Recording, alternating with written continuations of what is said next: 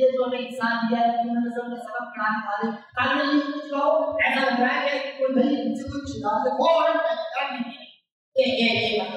ये बात भाई वो इंसान तो है ना, देख तो ऐसा मुझे आरोप होगा, उनने कहा कि ये तो हमारे बहन भाई है जी, उनकी भी इतनी ही काबिश है।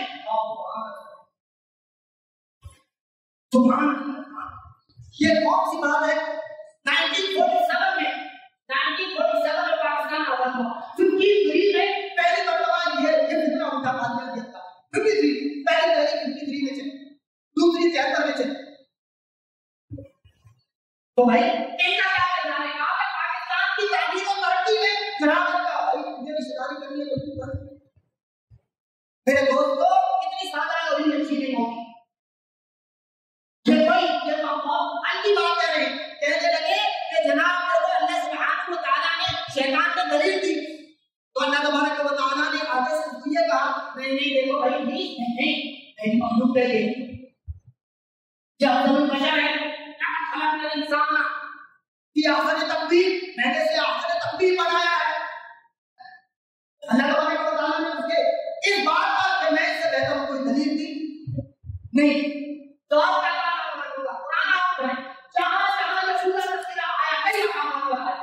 सिपारे में भी है, 23 सिपारे में भी है, पहले सिपारे में भी है।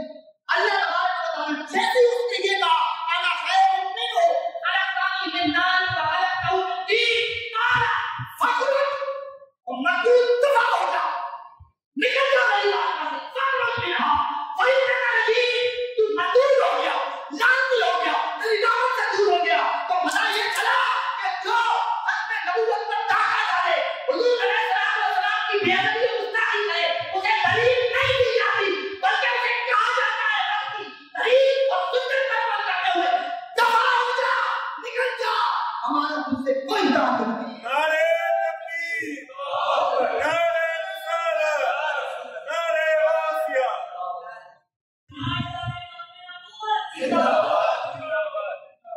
दोस्तों, सही होगा जिसने अपने लोगों को अपने साथ किया, अल्लाह जल्ल वाला ने उसका नाम रोशन कर दिया।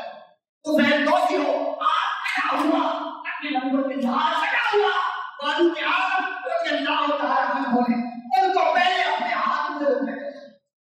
मूसा कोलानी, मुस्लिम कोलानी, जलीलुल कद्र ताबई, वो जो हसन अंसी ने कब्र नबूवत के खिलाफ नबूवत का दावा किया,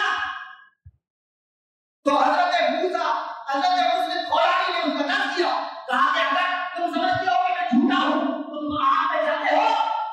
मुस्लिम कोलानी को कहा असवद अंसी ने कि अगर तुम सच्चे हो, तुम्हारा एतकाद है अपने नबूवत पर, तो आग में जाने के लिए तैयार हो। तो मूसा कोलानी ने कहा, क्योंकि मेरे आका और खातम नबीय्यीन है, कुरान के दलाइल मौजूद है, हदीस के दलाइल मौजूद है, हमारे आका और इताअत ने हमें अपने नबूवत की कुंडी पिलाई है। हम कहते हैं तो उसने अलाव करवा दिया, आग करवा दी, और मूसा कोलानी ऐसे जैसे अभी आपने कहा सुना, ताज डाले अपने नबूवत का दिल में अकीदा रखे, कहा हुजूर खातम नबीय्यीन है, मेरा अकीदा और ईमान है, ये कहकर ऐसे चौड़े जिंदगी के साथ आग के अंदर दाखिल हो गए और बाहर भी निकल आए, आग को उनका बाल भी निकल गया।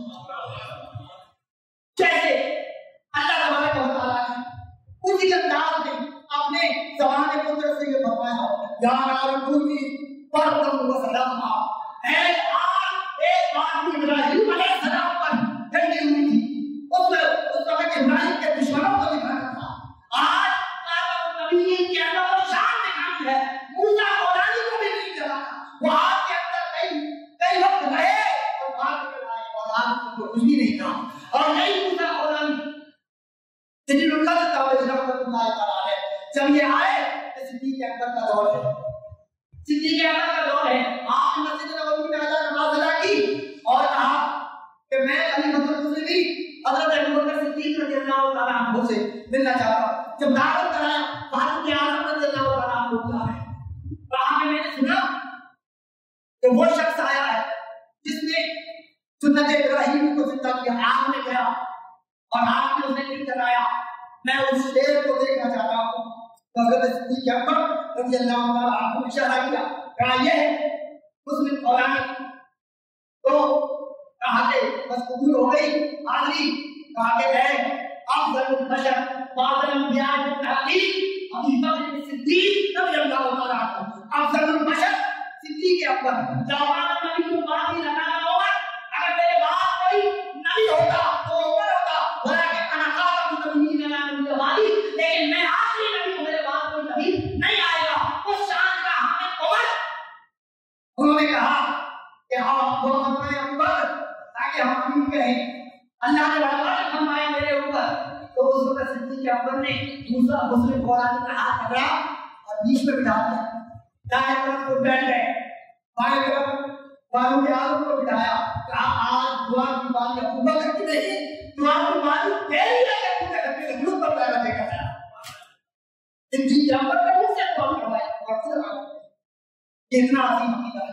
इसलिए इस अकीदे के खास तौर पर जवान बच्चे टीनेजर इस बात को समझें, ये हमारे ईमान की असायत और हमारे ईमान का बुनियादी उस्म है, बुनियादी हिस्सा है, जिसमें जान फक है, अलग ना होने वाला चुनो इसका पार्ट है। इसलिए इसको इतना हल्का नहीं लेना चाहिए। तो फिर 7 सितंबर 1974 में फिर इन कादियानियों को काफिर डिक्लेयर कर दिया गया। आज भी कहते हैं नहीं ये बिरज़ाई मत बोलो, अहमदी बोलो। अहमदी क्या होता है? अहमदी मेरे आका सल्लल्लाहु अलैहि वसल्लम का अहमद नाम है, असल अहमदी का वो बिरज़ाई है, क्योंकि बिरज़ा कादियानी के